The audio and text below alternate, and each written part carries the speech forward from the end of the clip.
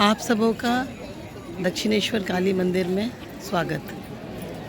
आज मैं दक्षिणेश्वर काली मंदिर के दर्शन करने को आई हूँ। मैं आपको एक इसका व्यूज़ दिखा रही हूँ। उसके गेट से लेके इसके रास्ते तक पाथवेज़ बने हुए हैं मंदिर के भीतर जाने के लिए, और इसी के द्वारा आप भीतर जाएंगे और वहाँ पे काली माँ का दर्शन करेंगे। दक्षिणेश्वर मंदिर का मुख्य द्वार है, जिस पर कि शेर की तस्वीर लगी हुई है, और इसी के सामने मेट्रो स्टेशन भी है। यहाँ से आप मेट्रो स्टेशन से बड़ी सुविधापूर्वक जा सकते हैं, और सामने ये पार्किंग की व्यवस्था की गई है। यहाँ पर आपको कार लाके छोड़ देगी, और यहीं से आप देखिए कि भव्य मंदिर का दर्शन आप कर सकते हैं। दक्षिणेश्वर काली मंदिर, जो कि कलकत्ता का एक प्रमुख काली मंदिर के रूप में जाना जाता है। सामने रामकृष्ण परमहंस जी की प्रतिमा बनी हुई है, और चारों तरफ ये प्रांगण है, और ये भक्तों की पंक्ति देखें। यहाँ से आपको काली टेम्पल के भीतर प्रवेश करना है।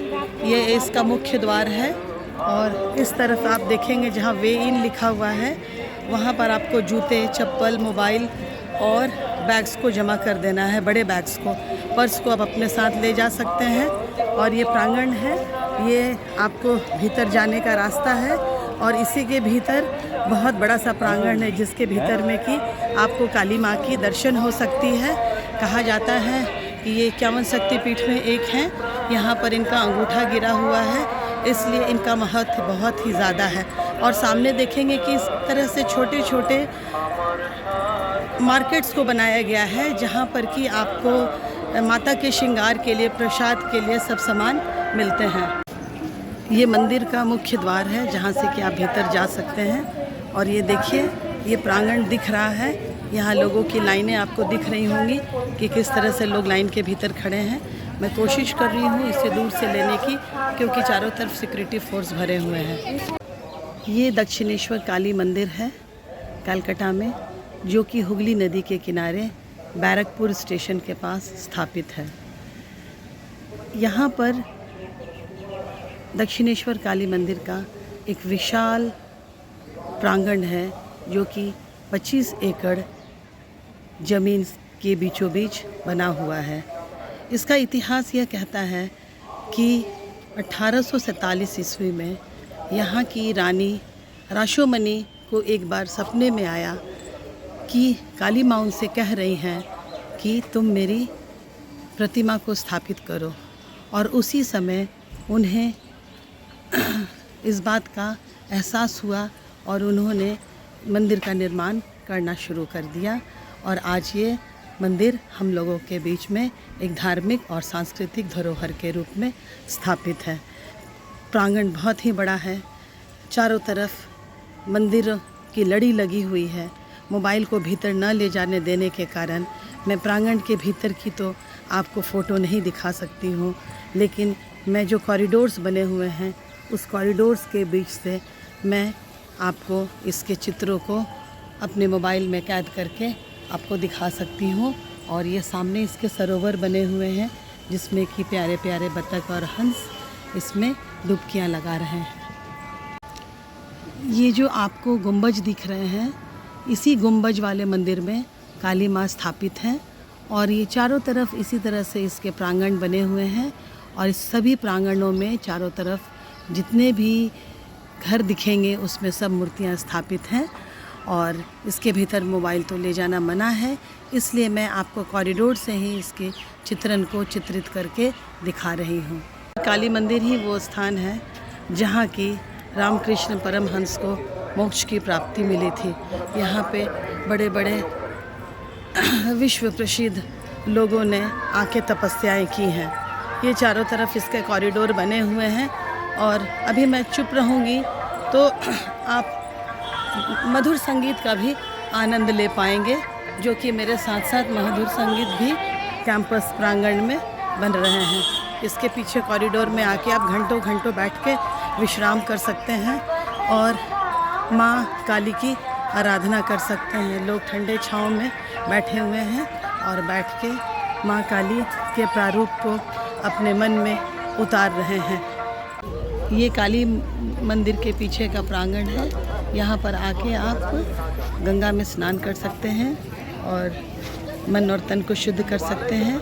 लोग स्नान कर रहे हैं और सामने में देखिए पूरे सिटीज़ बरसे हुए हैं और इस पुल का नाम है जुबली पुल।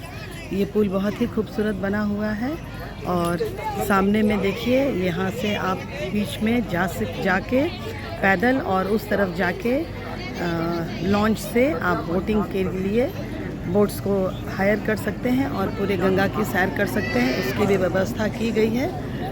काफ़ी ही रमणीक है। सही में कहा जा रहा है कि धार्मिक और सांस्कृतिक और साथ ही घूमने की भी अच्छी जगह है। यहाँ सुबह से शाम हो जाएगा लेकिन आप थकिएगा नहीं। और ये जो तपोभूमि है इसमें आने का एक अलग ही आनंद है। आप जब पूजा अर्चना करके काली मंदिर से निकल जाएंगे तो आप आगे बढ़ेंगे तो प्रांगण में ही काली मंदिर के भोजनालय की व्यवस्था की गई है, जो फूड प्लाजा के नाम से भी जानी जाती है। और यहाँ बेहतरीन भोजन की व्यवस्था है। लाइन से फूड कोर्ट्स बने हुए हैं और बहुत ही सस्ते दामों में यहाँ पर आपको सुबह का स्नैक्स इडली सांभर डोसा पूड़ी लस्सी और यहाँ के पंतुए मिलते हैं।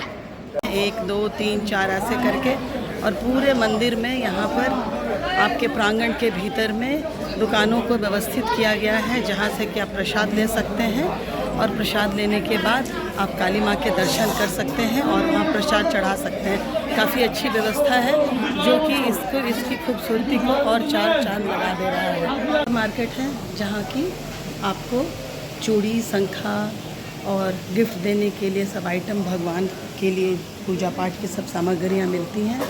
यहाँ पर भी इस मार्केट में आके ले सकते हैं जो कैंपस के भीतर है। अभी मैंने भी काली जी के पैरों को लिया और साथ में अपने लिए शंखा की चूड़ियों को लिया। ये देखिए मैं इसे पहनी हुई हूँ और ऐसा तो माना नहीं जाता है, कहाँ ही जाता है कि कलकत्ता का शंखा फूले का कुछ बात ही अलग है। इसलिए आप लोग भी जब आएँ तो इस मार्केट में आके मार्केटिंग कीजिए। दक्षिणेश्वर काली मंदिर के भीतर में सब चीज़ की व्यवस्थाएं बनी हुई हैं। ये संतों की तपोभूमि है। यहाँ पर मूर्तियाँ लगी हुई हैं जिन लोगों ने जब तक तपस्याएं की थी। अनगिनत लोगों ने यहाँ तपस्याएं की हैं। इस पार्क में सभी के मूर्तियों को लगाया गया है जो कि स्मरणीय है।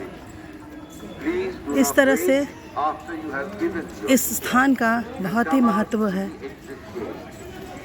थोड़ी विजिबिलिटी में कमी आ रही है क्योंकि इसे घेर दिया गया है, फिर भी मैं कोशिश कर रही हूँ कि दिखा पाऊँ।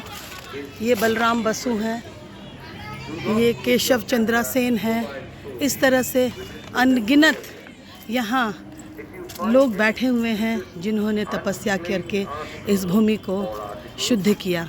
और ये प्रांगण जो पीछे की तरफ से है और इस तरह से मैंने आज आपको पूरा ही दक्षिणेश्वर काली मंदिर का वीडियो बना के दिखा दिया, जिसको देखने के बाद आपको कोई भी तकलीफ़ नहीं होगी यहाँ तक पहुँचने की।